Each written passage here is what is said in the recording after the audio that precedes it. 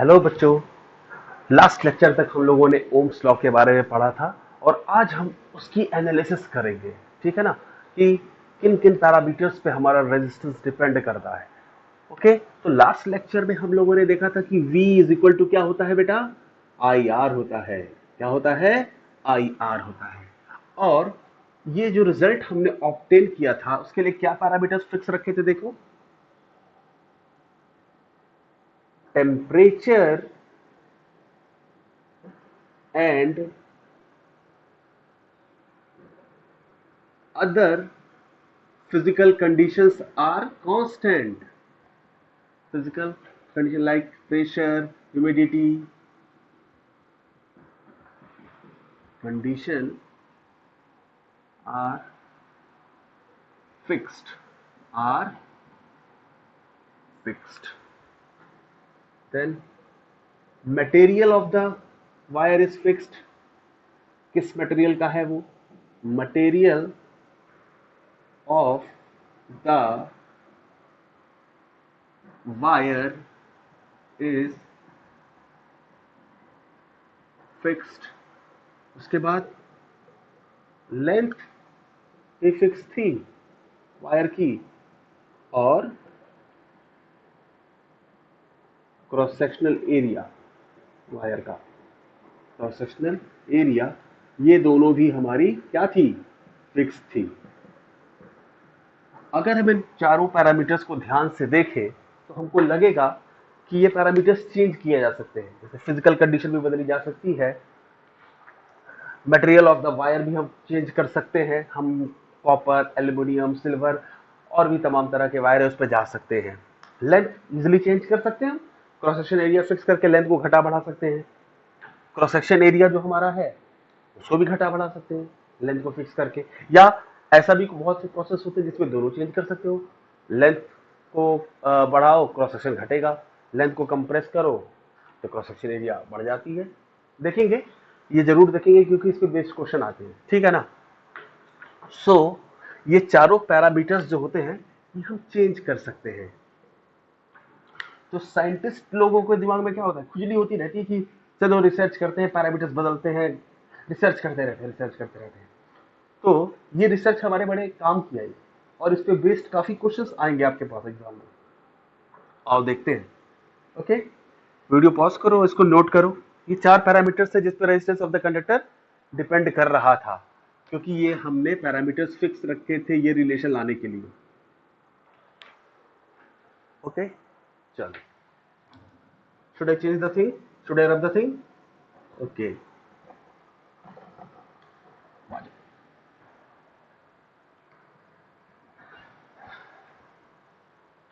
Setup तुमको याद ही है। सेटअप ध्यान करो क्या था हमारे पास।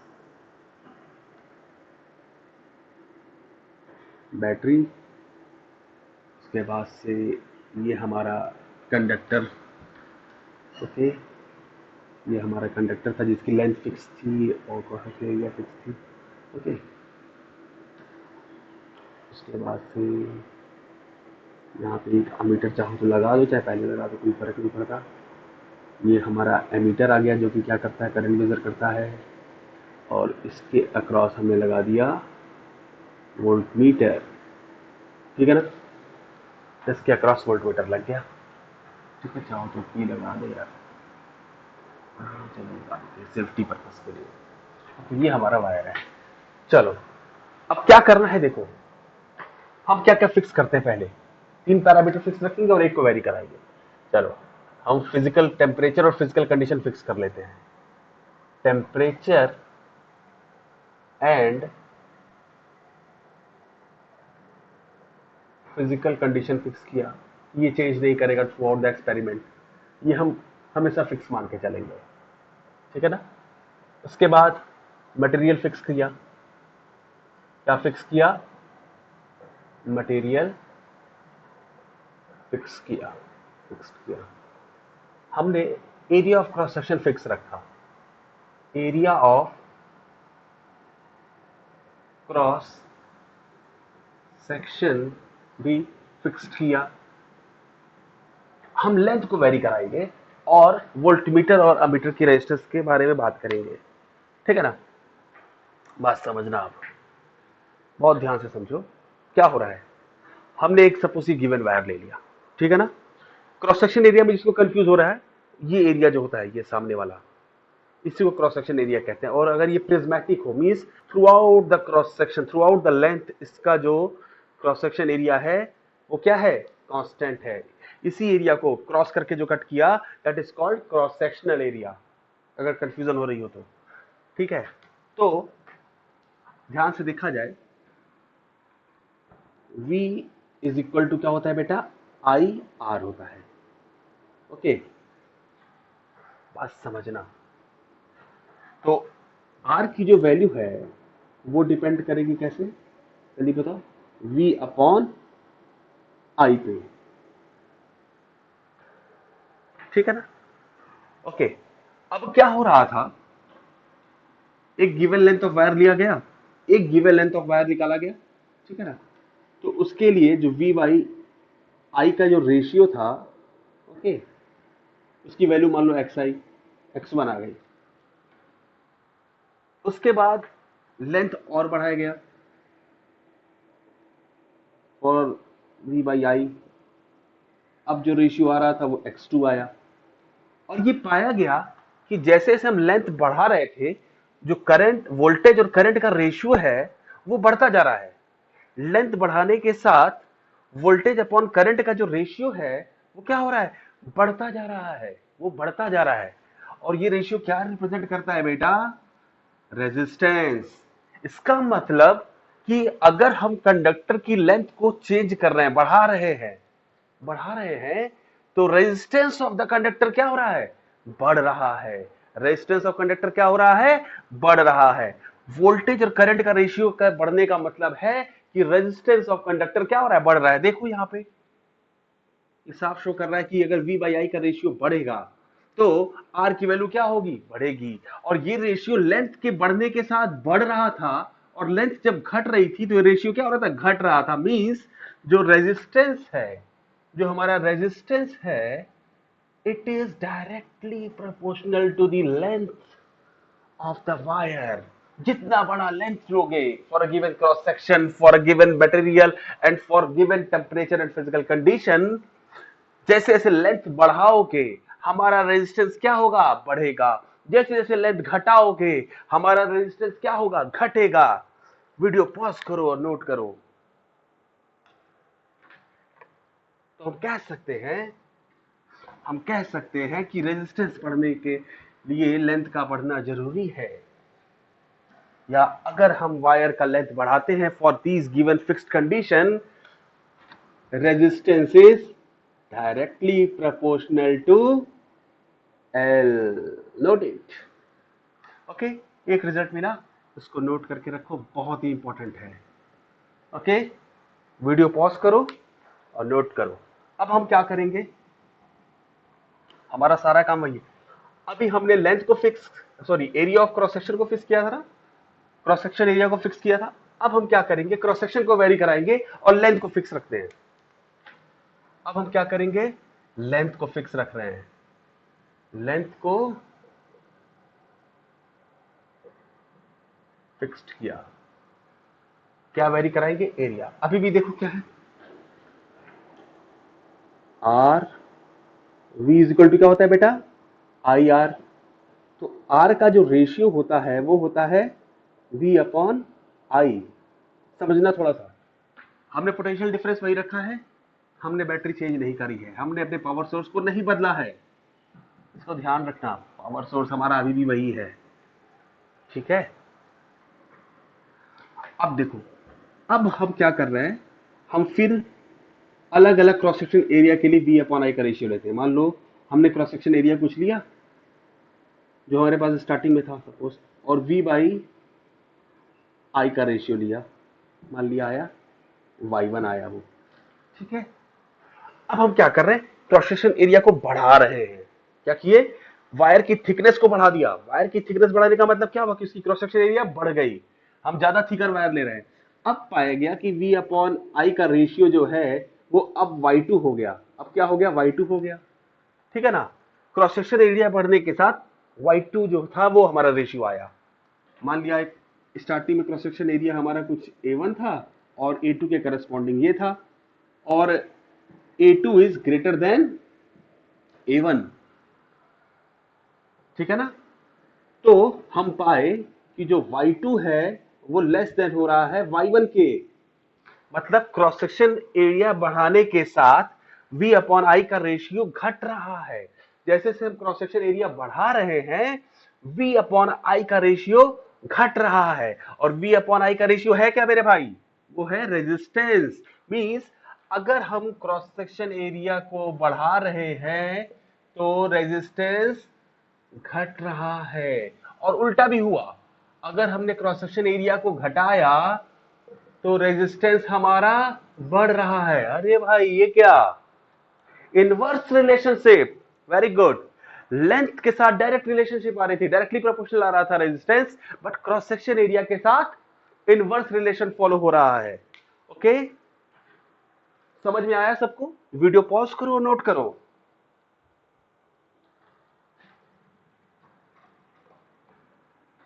तो अभी तक की एनालिसिस से हमारे पास दो रिजल्ट आए। पहली वाली से क्या आया बेटा कि रेजिस्टेंस जो है it is directly proportional to L. बोलो, सारे एक्सपेरिमेंटल रिजल्ट है बेटा, सारे एक्सपेरिमेंटल रिजल्ट है। और दूसरा क्या आया, R is inversely proportional to 1 upon cross sectional area. Okay, combine करेंगे तो ये हमारा निकल के आएगा क्या, R is equal to, sorry, R is proportional to L upon A, R is proportional to L by A. और यही जब प्रोपोर्शनलिटी साइन हटती है तो कांस्टेंट आता है, R is equal to rho L by A. Note करो, note करो जल्दी से। इसी रो को कहते हैं resistivity. This rho is called, rho is called, rho is resistivity, resistivity. Okay, इसकी यूनिट होती है ओम मीटर। इसकी यूनिट क्या होगी, चाहो तो निकाल लोगे, ओम मीटर। ओके, ये किसी गिवन मटेरियल के लिए डिफाइन होता है, ठीक है ना। Resistivity is the property of material, याद रखना, resistivity is property of material, क्योंकि मटेरियल हमारा फिक्स है और टेम्परेचर भी फिक्स है। तो टेम्परेचर बढ़ाने के साथ हमारी रेजिस्टिविटी घटती या बढ़ती है, याद करो मैंने बताया था ना, रेजिस्टेंस घटता है बढ़ता है टेम्परेचर बढ़ाने के साथ कंडक्टर के केस में। तो रेजिस्टिविटी टेम्परेचर पे डिपेंड करती है, याद रखना, resistivity of a material depends upon temperature. उसी मटेरियल, सपोज हमारे पास कॉपर है, उसकी रेजिस्टिविटी 20 डिग्री सेल्सियस पे है, कुछ सेम कॉपर, सब कुछ सेम रख लो, लेंथ एरिया और कॉपर का मटेरियल फिक्स रखो, लेकिन टेम्परेचर बढ़ाओगे तो रेजिस्टिविटी बदल जाती है। So it is the property of a material at a given temperature. Note करो, नोट करो जल्दी से। इट इज अ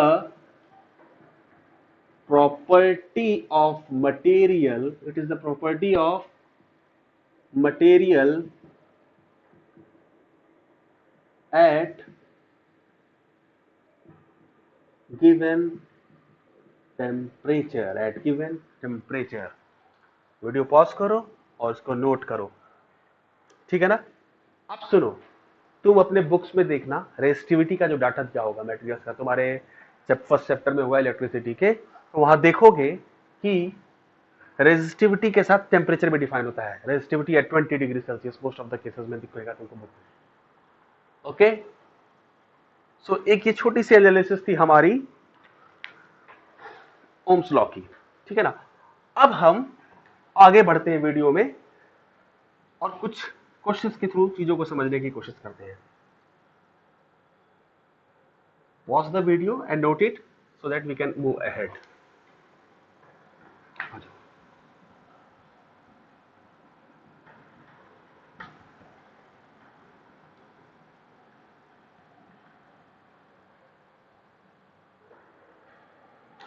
सपोज हमारे पास एक वायर है, ठीक है ना, जिसकी लेंथ थी L, जिसकी लेंथ थी L, और उसका रेजिस्टेंस था R, ठीक है ना। अब हमने क्या किया, वही वायर लिया, ठीक है, वही वायर लिया मटेरियल का, उसी मटेरियल का वायर लिया, क्रॉस सेक्शन भी वही रखा और लेंथ 2 टाइम्स कर ली।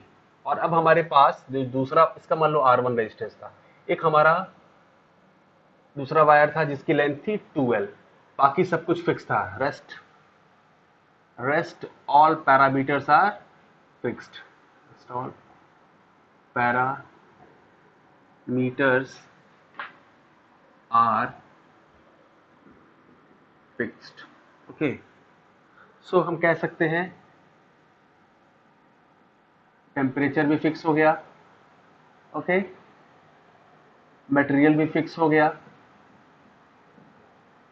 और एरिया भी फिक्स हो गई, ठीक है। तो हमें पता है R इज इक्वल टू क्या होता है बेटा, जल्दी बताओ। R इज इक्वल टू होता है रो L बाई A। अब समझना बहुत ध्यान से, हमारे सारे पैरामीटर्स फिक्स हैं। अगर टेम्परेचर और मटेरियल फिक्स हुआ, अगर टेम्परेचर और मटेरियल फिक्स हुआ तो ये भी पैरामीटर फिक्स हो गया, दूसरे वायर के लिए भी ये वही होगा, बोलो होगा। जो ये पहले वायर के लिए रेजिस्टिविटी थी वही दूसरे वायर के लिए भी होगी, क्योंकि टेम्परेचर और मटेरियल फिक्स हो गया। और मैंने क्या बताया था, resistivity is property of material. तो मैंने टेम्परेचर और मटेरियल फिक्स रखा है तो रेजिस्टिविटी कांस्टेंट हो गई, ठीक।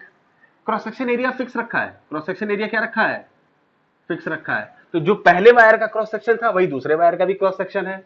इसका मतलब क्या हुआ, इसका मतलब क्या हुआ बेटा कि ए भी फिक्स हो गया। तो हम कह सकते हैं कि R is directly proportional to L when these parameters are fixed, when these parameters are fixed, when हमने रिजल्ट भी पाया था, याद करो, अगर अपने डेरिवेशन को याद करो तो, ठीक है ना।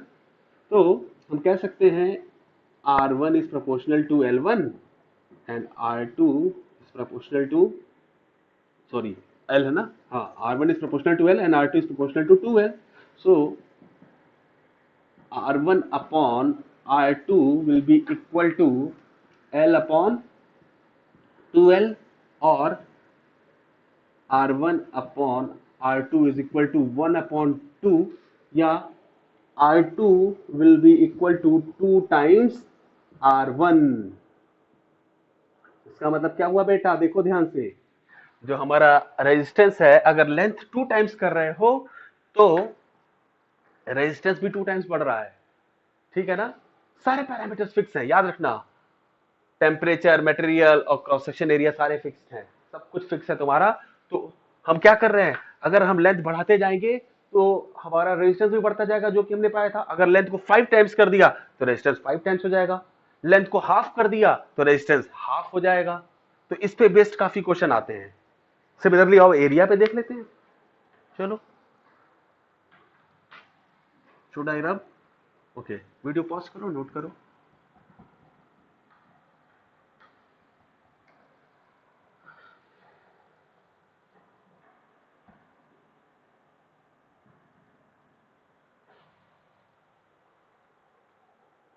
अब हमने लेंथ को फिक्स रख दिया, ठीक है। हम क्रॉस सेक्शन एरिया वेरी कर रहे हैं।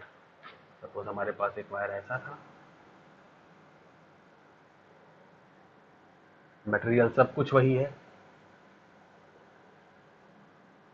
और एक वायर उसी मटेरियल का ले लिया, लेंथ वही रखी, लेंथ वही रखी, ठीक है ना। This area is your cross section, ठीक है ना। क्रॉस सेक्शन हमने यहाँ पे A था, यहाँ पे 2A था, यहाँ पे ये L है और ये भी L है, ठीक है ना। टेम्परेचर और मटेरियल फिक्स है तो जो रो इसका होगा वही रो इसका होगा। सपोज इसका रेजिस्टेंस R1 है, इसका रेजिस्टेंस R2 है, आओ देखते हैं। तो R1 will be equal to रो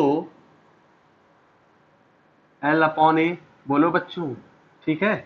और R2 क्या होगा, it will be equal to rho L upon 2A। अरे बोलो यार, डिवाइड करो दोनों को। तो R1 upon R2 will be equal to what? It will be 2A upon A, first into last, middle into middle. So row L will be cancelled. So 2A will be go upside and this A and A will be cancelled. It means what? R2 will become R1/2। देखो, cross section area बढ़ने के साथ अगर हमारी cross section area बढ़ती है तो resistance क्या हो रहा है, घट रहा है। देखो ना, पहले रेजिस्टेंस R1 था, ठीक है ना, बाद में जब क्रॉस सेक्शन एरिया 2 टाइम्स कर दिया तो रेजिस्टेंस R1 का हाफ हो गया। इसी तरह से हम क्वेश्चन को आगे करेंगे। ओके, वीडियो पॉज करो, नोट करो।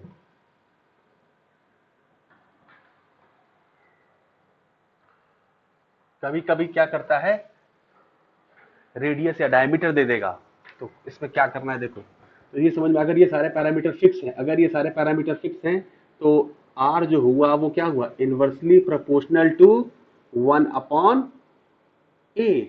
बोलो। और अगर हमारे पास एक सर्कुलर क्रॉस सेक्शन के वायर है, समझना, अगर एरिया की नहीं डायमीटर के टर्म में हम लिखना चाहें तो सपोज ये इसका डायमीटर डी है, तो इसका एरिया क्या होगा जल्दी बताओ, π/4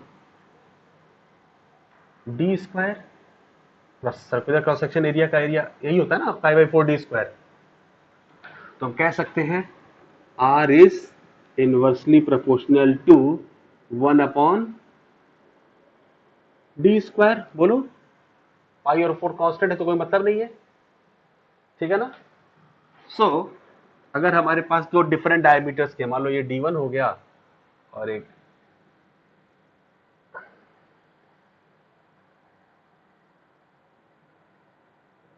इसका रेजिस्टेंस मान लो R1 है और इसका रेजिस्टेंस R2 है और इसका जो है वो D2 है, ठीक है। तो ये क्या लिखोगे, R1 is proportional to 1/D1 square और R2 is proportional to 1/D2 square. सारे पैरामीटर्स ये फिक्स है, याद रखना, दोनों के लिए सेम है। तो हम कह सकते हैं, वी कैन से दैट, ये रिजल्ट इंपॉर्टेंट है, यहां से निकल के आया था, इसको नोट कर लेना। और इसका यूज करके हम ये कह सकते हैं कि R1/R2 is equal to D2/D1 का होल स्क्वायर। सो अगर डायमीटर हम 2 टाइम्स कर दें, अगर डायमीटर पहले का 2 टाइम्स कर दें, ठीक है ना, तो ये R1 और R2 का रेशियो 4 टाइम्स हो जाएगा। R1 और R2 का रेशियो क्या हो जाएगा, 4 टाइम्स हो जाएगा। ओके, वीडियो पॉज करो, नोट करो बेटा, बहुत इंपॉर्टेंट है ये तीनों चीजें बहुत इंपॉर्टेंट है। These results are very important. तो आज के रिजल्ट्स हम एक बार फिर से कंक्लूड करके लिख लेते हैं।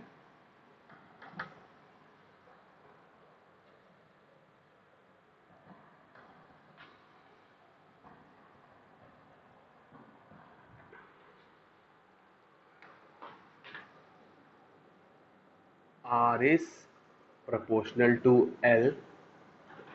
कौन कौन से पैरामीटर कांस्टेंट है देखो, टेम्परेचर, मटेरियल प्लस एरिया, ये सारे फिक्स्ड पैरामीटर्स हैं। R is proportional to A 1/A, sorry, R is proportional to 1/A और R is inversely proportional to 1/A। क्या क्या फिक्स है, टेम्परेचर, मटेरियल और length of the wire fix है। तो ये है सिचुएशन। और मैंने क्या बताया इसी से रिलेटेड, R इज proportional to 1/D square, where D is diameter. Okay, यहां भी temperature, material and L is fixed. Note करो इसको, बहुत इंपॉर्टेंट है। ये सिचुएशंस तभी अप्लाई करोगे जब ये है तो R is proportional to L, जब ये कंडीशन है तो ये और ये दोनों साथ काम कर सकते हैं। अगर ए के टर्म्स में तुम्हारे पास रिजल्ट है तो ये वाला यूज करोगे, डायमीटर के टर्म में है तो इसको यूज करोगे। ओके, यूनिट ऑफ रेजिस्टिविटी क्या है जल्दी बताओ, it is ohm meter, it is ohm meter. और ये क्या है, it is a property of material at given temperature. आज के लेक्चर का नटशेल यही था ना। Okay, thank you, God bless you, be safe, solve numerical on these topics. Okay, thank you.